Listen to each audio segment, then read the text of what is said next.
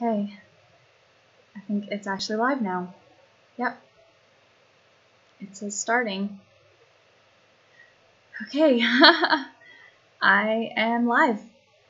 Hello, Internet. My name is Rachel, and I'm doing this live stream because I am terrified. I am one of 3 founders of Chthonic Software, a alt-tech startup, and now that the easy part of creating the software is over with, it's time to market our product. And I quickly realized, after a million failed attempts of trying to film a stupid little demo video for you, that I'm really bad at this, and that I sound very unnatural in front of the camera. And after weeks thinking about it, I realized that I am just afraid of putting myself out there. And so, like a good entrepreneur that I am, and self-taught programmer, I just decided that the only way to really get through anything is to jump in and just face your fears head on, because that's all I've ever known.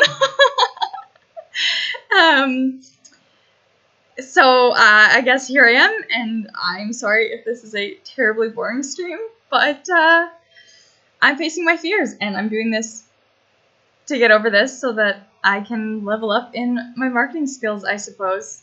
And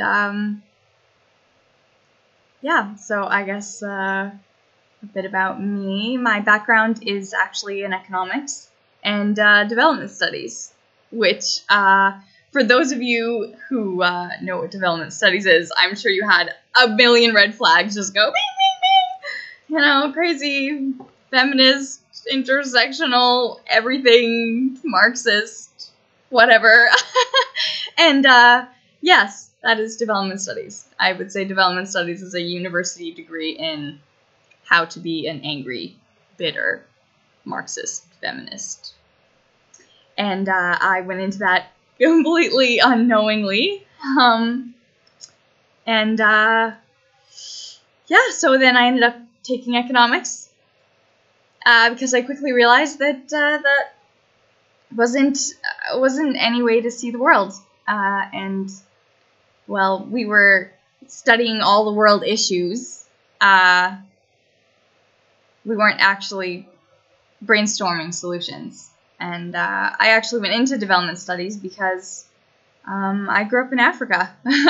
My parents are linguistic anthropologists, and they moved in among the Baka Pygmies, and I grew up as one of the only white people.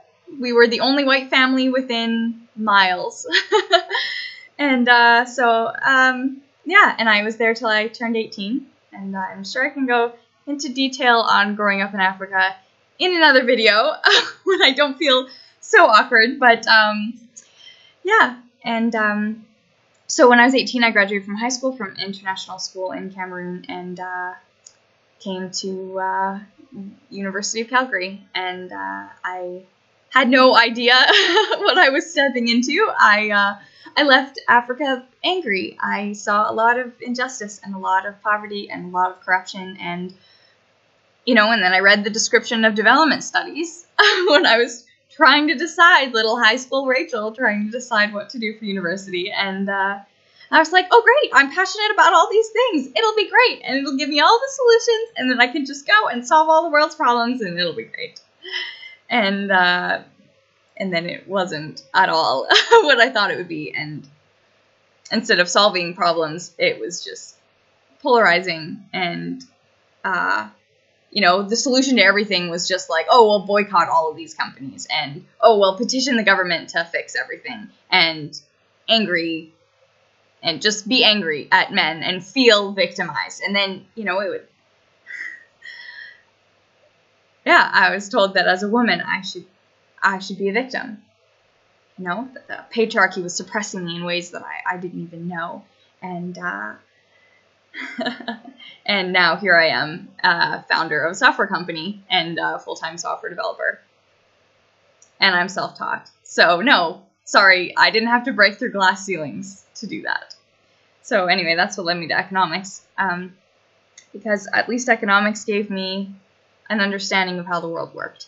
And I started to realize that, okay, no, this massive global system of economic capitalist oppression is really just the product of mass human behavior and individual decisions on a mass scale. And really that everyone's just trying to do their best to improve their lives. And, okay. I'm sorry. I'm not good at this, so I don't know. It's hard. What's so hard about this for me, and I really have all the respect for YouTubers that just get on there and talk to the camera like it's their best friend. And you'll watch a YouTube video and you'll just be like, oh, like they're talking to me, like that's cool, we're great, we're friends. Like, yeah, no, I can't do that. I feel like a crazy person talking to myself. I'm just staring at a screen. But anyway, so this is why I'm doing this live, because I do not trust myself to put it up. If I recorded this and I wasn't live right now, it would never go on the internet. It wouldn't. I would look at it and be like, oh no, like that looks stupid and I sound stupid. And anyway, so this is just a wonderful, lovely experiment in facing my fears live on the internet, because why not? So yes, anyway, economics. So after graduating with 2 degrees, one in economics, one in development studies, I started working in policy. Because I thought, great, policy is the way to change the world and fix everything. And so I wrote a massive paper on Canada's equalization system, actually. And it's actually been read by several former premiers of Alberta. They were premiers when they read it, but they're not anymore. But anyway, I can probably talk about that on another time. They do say that this is easier when you have something that you're super passionate about and you're talking about, so maybe I should just dive into equalization, but I'm not prepared for that right now. I'll try to do some cute little charts and infographics or something, I don't know. But yeah, anyway, so I was working what I thought was the dream job until I realized that there's no such thing as a job in policy where you're not either an academic just working for a think tank and pumping out papers that no one reads, or a politician where 99% of your time is being a politician, and maybe every once in a while you can throw your hat behind policies you care about. But really policies, or at least here in Canada and Alberta, policies are made by people. And the process is pretty straightforward. When a new political party is formed, actually every year, okay, they put together a policy platform that the party stands for, and those policy submissions come from the members. And so you'll get something as random as some farmer who is frustrated with a water management policy because he can't get rid of the puddle in his farm because it's Canadian property that he doesn't have the right to touch. Or somebody, one policy that got in was somebody who's frustrated with all the radar cameras and thought we should put a policy in there to either get rid of the radar cameras or make it so that at least the police force doesn't benefit from sticking sneaky radar cameras everywhere, so that money goes somewhere else, so that you're correcting incentives and all of that fun stuff. But yeah, so I quickly realized that my ambition of being a great policy, world-fixing whatever was just not a thing. And around that time, I actually was newly married to my husband, Emmanuel, and he was in software engineering, and he had discovered his passion, and He loved it. He switched from civil engineering into software, and it just completed his life. He just had finally found what he wanted to do, and he wanted to share it with me, and he wanted me to at least know a little bit about programming. And so I asked for a month and a half off work so that I could learn a little bit of programming, just so that I could understand what he did. I wasn't expecting to make it my career. I was just trying to keep up with a very passionate husband who just wanted me to follow what he did. And so, yeah, and the reason it was a month and a half is because he was, at the time, he was preparing for a coding competition, a Microsoft coding competition that was being held at the university, and he wanted a partner. And, you know, it just dawned on me that if I don't do this now, I will never catch up, and he'll find someone else to be his partner, and then he won't need me to fill that desire to have someone follow him along this journey and understand what he did for a living. So anyway, I took a month off work, and the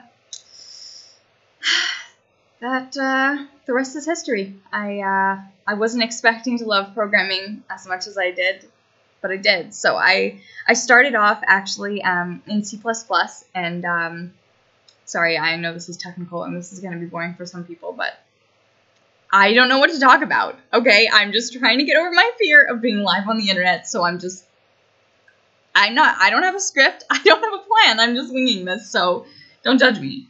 Anyway, so, yeah, I started off in C++, on a website called InterviewBit.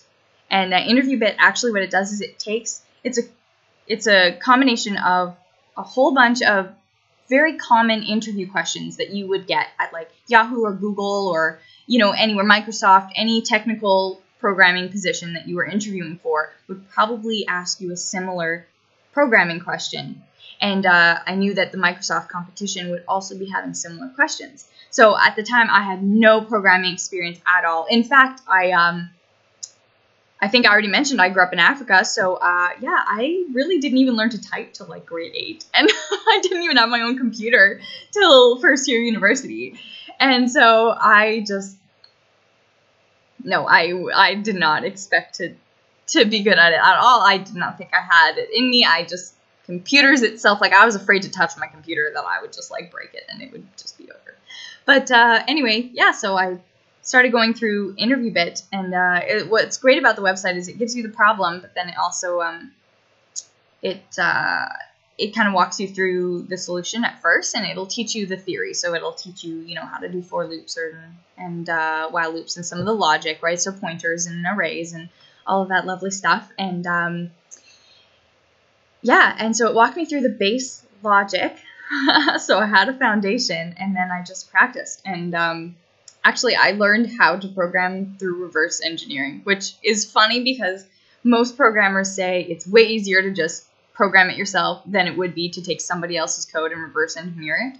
Well, that's how I started. I didn't realize. I didn't even know. So I remember the first time Emmanuel like looked at what I was doing, and he was like, "Rachel, like that's way more complicated than you need to. Like just go and design it yourself." And I was like, like the nerve of him to ask me to do that. Like who designs it themselves? Like I've been reverse engineering things for so long. And I remember just being so mad at him. Like, how could he ask me to do this?